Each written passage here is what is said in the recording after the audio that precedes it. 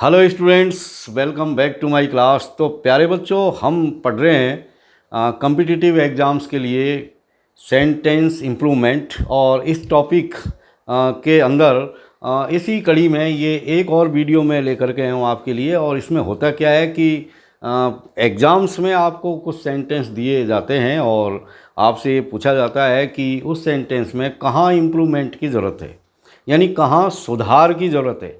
यानी कुछ उसका एक पार्ट अंडरलाइन होता है और उसमें कहीं ना कहीं कोई ग्रामेटिकल मिस्टेक होती है और उस मिस्टेक को आपको पकड़ना होता है।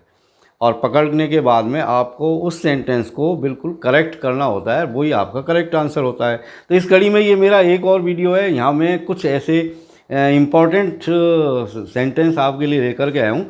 और यहाँ पर ग्रीन कलर में जो ये किसी भी सेंटेंस का जो पार्ट है वो लिखा हुआ है जहाँ एरर है।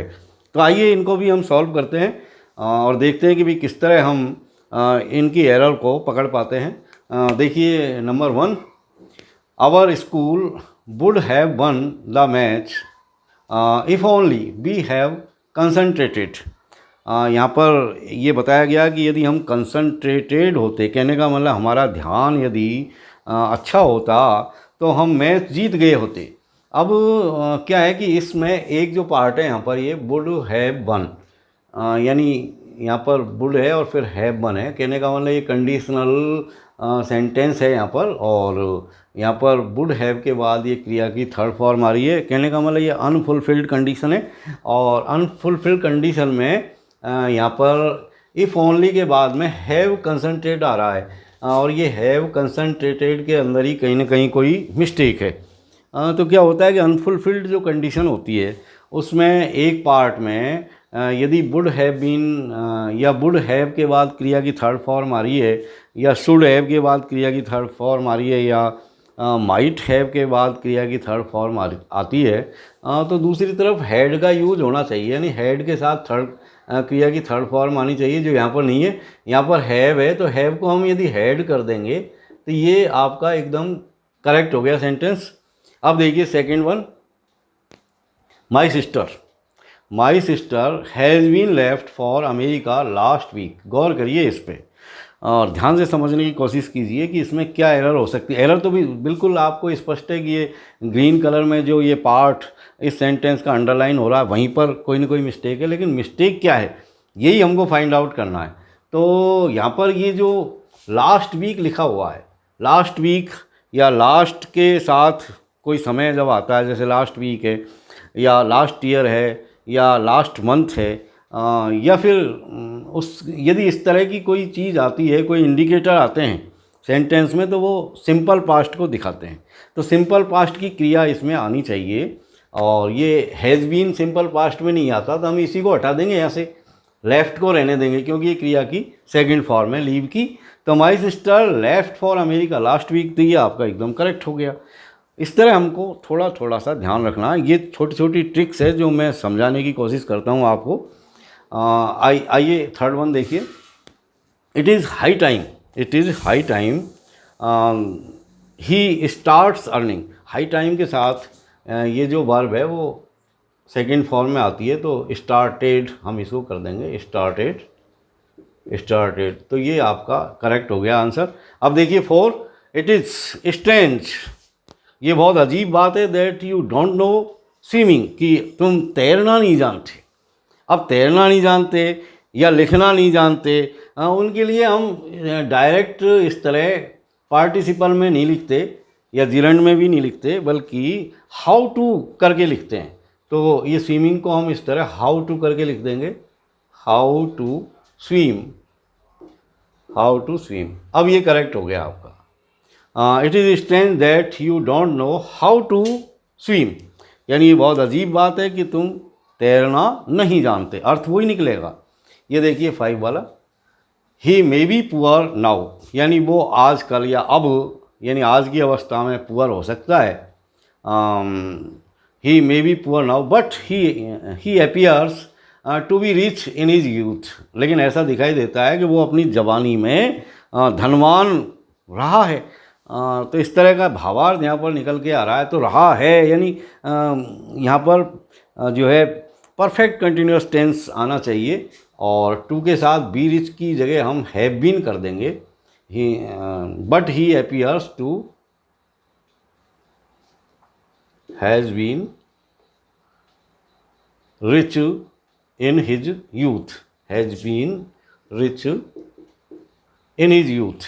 तो ये इस तरह आपका सेंटेंस हो गया आप करेक्ट होकर के कि ही मे बी पुअर नाउ, कि आज वो जो है पुअर हो सकता है या पुअर दिखाई दे सकता है, but he appears to has been rich in his youth.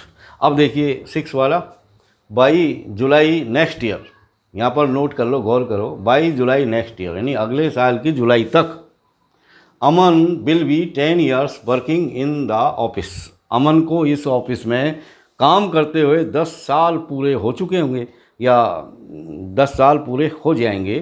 तो यहाँ पर जो आ रहा है, ये जो वर्ब यहाँ पर दे रखी, इसी में कहीं ना कहीं गड़बड़ है। और जैसा कि दिखा हुआ है कि by July next year, by लग के जब टाइम आता है फ्यूचर टेंस में तो उसमें हम फ्यूचर परफेक्ट टेंस की क्रिया लगाते हैं। तो विल के साथ बी नहीं आएगा बल्कि विल हैव। अब यहाँ पर विल हैव बीन और वर्किंग यानी ये जो क्रिया है इसको यहाँ ले आएंगे, working, will have been working 10 years in the office, यानी उसको काम करते हुए 10 साल हो रहे होंगे। बाई जुलाई नेक्स्ट ईयर यानी जुलाई, अगली जुलाई की नेक्स्ट ईयर में। तो ये यहाँ पर फ्यूचर परफेक्ट कंटिन्यूअस टेंस बिल्कुल स्पष्ट हो रहा है। अब देखिए 7 वाला, the principal appointed him as a peon in the school. Principal ने उसको अपने विद्यालय में एक पियोन के रूप में नियुक्ति दी। तो यहाँ पर क्या गलती होनी चाहिए? गलती तो यही है, एज ए पियोन, लेकिन इसमें सिर्फ हमको एज हटाना है क्योंकि ये कॉम्प्लीमेंट है, हिम का कॉम्प्लीमेंट है। और ये इस तरह हो गया सेंटेंस अब आपका, the principal appointed him a peon in the school, यानी प्रिंसिपल ने उसको एक पियोन के रूप में नियुक्ति दी विद्यालय में। अब देखिए next, my brother is a poet and a teacher. यहाँ पर बताया जा रहा है कि मेरा एक भाई है और वो पोइट है और टीचर है। लेकिन जब इस तरह का समायोजन आए, इस तरह का कंस्ट्रक्शन आए किसी सेंटेंस में, तो एक ही व्यक्ति की बात हो रही है। देखो माई ब्रदर, मेरा भाई। अब मेरा भाई का मतलब यहाँ पर सिर्फ एक ही भाई की बात हो रही है, एक ही भाई की बात हो रही है ऐसा दिख रहा है हमको, क्योंकि ब्रदर्स नहीं है, यहाँ पर ब्रदर्स नहीं है। यदि ब्रदर्स होता तो बहुत सारे भाई होते और उनमें से एक पोइट भी हो सकता था और एक टीचर भी हो सकता था। तो जब भी कोई आर्टिकल लग के कोई नाउन आ रहा है तो वो अलग अलग व्यक्तियों को संबोधित होगा। जैसे ए पोइट का मतलब एक भाई पोइट भी है और एक भाई एक टीचर भी है। तो यहाँ पर आगे 2 भाइयों की बात हो रही है, जो बिल्कुल गलत है। यदि एक ही भाई यानी एक ही व्यक्ति यदि 2 काम कर रहा है, 2 पदों पर दिखाई दे रहा है, तो हम एक जगह से एक आर्टिकल हटा देंगे। तो हम यहाँ पर ये आर्टिकल हटा देंगे, तो ये बिल्कुल कंप्लीट आपका करेक्ट हो गया। My brother is a poet and teacher, इसका मतलब मेरा एक भाई है, वो पोइट भी है और टीचर भी है। इससे ये भावार्थ निकल के आया। यदि हम इसको इस तरह कहें कि my brother is a poet and a teacher, इसका मतलब ये हुआ कि मेरे 2 भाई हैं, उनमें से एक तो टीचर है और एक पोइट है। अब देखिए next, on account of shortage of time, यानी टाइम की शॉर्टेज के कारण, नीदर ऑफ देम, उनमें से कोई भी नहीं, कैन फिनिश देयर वर्क, यानी उनमें से कोई भी नहीं अपना काम पूरा कर चुका है। अब यहाँ पर देखिए आप क्या हो रहा है, क्या गलती यहाँ पर होनी चाहिए कि उनमें से कोई भी व्यक्ति काम पूरा नहीं कर चुका है। तो यहाँ पर ये जो देयर शब्द आ रहा है, ये दोनों व्यक्तियों के लिए काम आ रहा है। जैसे on account of shortage of time, यानी शॉर्टेज ऑफ टाइम के कारण, नीदर ऑफ देम, उनमें से कोई भी नहीं, कैन फिनिश देयर वर्क, तो यहाँ पर देयर नहीं आएगा बल्कि एक ही व्यक्ति के लिए, नीदर ऑफ देम, यानी उनमें से कोई भी नहीं। यानी मान लीजिए वे 2 हैं और उनमें से कोई भी नहीं है, उनमें से एक, कहने का मतलब एक। तो एक के लिए हम यहाँ पर या तो हिज का यूज़ करेंगे, यदि बात, क्योंकि कॉमन जेंडर की तरह यहाँ पर यूज़ हुआ है इसलिए हम हिज की जगह हर भी यहाँ पर कर सकते हैं, क्योंकि गर्ल्स और बॉयज़ दोनों के लिए काम में आ रहा है नीदर ऑफ देम, क्योंकि स्पष्ट नहीं हो रहा कि ये फीमेल जेंडर की बात हो रही है या मेल जेंडर की बात हो रही है। तो दोनों ही करेक्ट है, या हिज करेंगे तो भी और हर करेंगे तो भी। तो अब ये सेंटेंस इस तरह हो गया, on account of shortage of time neither of them can finish his या हर वर्क। अब देखिए next, now I have cancelled my meeting.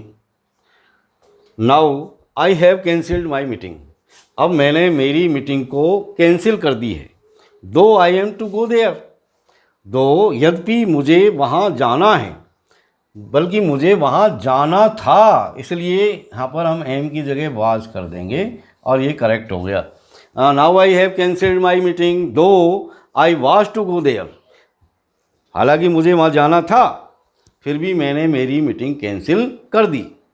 आगे देखिए 11, she is not so wise as his brother. यहाँ पर लिखा हुआ सो वाइज और यहाँ पर आ रहा एज। एज का जब यूज होता है तो सो नहीं आता, उसकी जगह एज ही आता है, तो एज कर देंगे इसको, एज एज।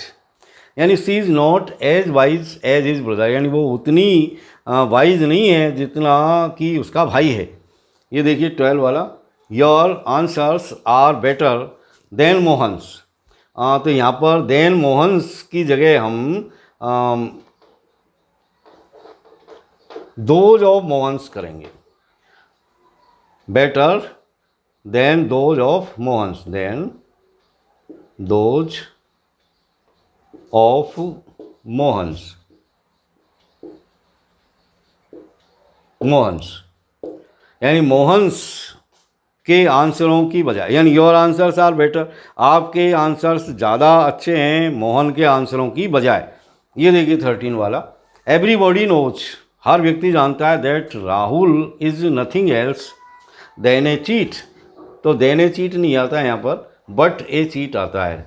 नथिंग एल्स के बाद में बट ए और फिर चीट, ये इस तरह करेक्ट हो गया आपका। यानी एवरीबॉडी नोज, हर व्यक्ति जानता है, that Rahul is nothing else but A cheat, यानी राहुल कुछ नहीं है सिवाय एक चीट के। 14 वाला देखिए, the important lessons are as following. As following नहीं आता, एज फॉलोज आता है, फॉलोज। अगला देखिए 15 वाला, ही स्टार्टेड वर्किंग हार्ड, उसने वर्किंग हार्ड करना शुरू कर दिया, lest he might starve in old age, जिससे कि वो बुढ़ापे में या वृद्ध अवस्था में उसे भूखा नहीं मरना पड़े। स्टार्व का मतलब भूखा मरना। तो जब भी प्यारे बच्चों लेस्ट का यूज़ होता है तो माइट नहीं आता बल्कि शुड आता है, तो हम यहाँ पर शुड का यूज़ करेंगे और अब ये करेक्ट हो गया। ही started working hard लेस्ट he should starve in the old age, कहीं जिससे कि कहीं वो बुढ़ापे में भूखा नहीं मर जाए, तो हम यहाँ पर शुड कर देंगे माइट की जगह। तो प्यारे बच्चों अगले वीडियो में और एक नए टॉपिक के साथ हम मिलते हैं फिर दोबारा। Thank you very much for watching.